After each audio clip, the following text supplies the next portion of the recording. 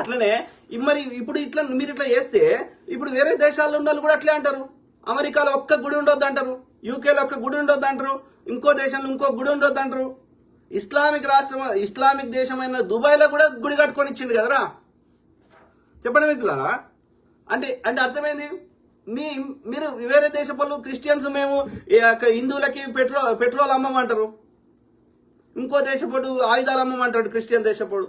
మేము క్రిస్టియన్ తయారు చేసిన వాట్సాప్ ఫేస్బుక్ ఇంకో టెక్నాలజీ వాడొద్దు అంటాడు. ఇక భారతీయ హిందువుల దగ్గర మేము సాఫ్ట్వేర్ మాకు వద్దంటాడు, హిందూ డాక్టర్ మాకు వద్దంటాడు, హిందూ ఇంజనీర్ మాకు వద్దంటాడు. అప్పుడు ఏం చేస్తారా, ఏం తింటారా? జంబి కత్తులు పట్టుకొని ఒకంద కూడా పొడుచుకొని తింటారా? అది ఏం చేస్తారా చెడ్డీ గ్యాంగు లండి కొడకల్లారా? దేనికి కొట్లాడుతుర్రా? మీకు మిమ్మల్ని మొక్కోర్రా? పొద్దుగాలెత్తే భగవద్గీత చదువుకుంటారా, ఇంకోటి చదువుకుంటారా? భగవద్గీతలు ఉన్నాయనో పాటించండి రా. అల్లున్నాయి కూడా పాటిస్తలేరు కదా లండి కొడుకులు.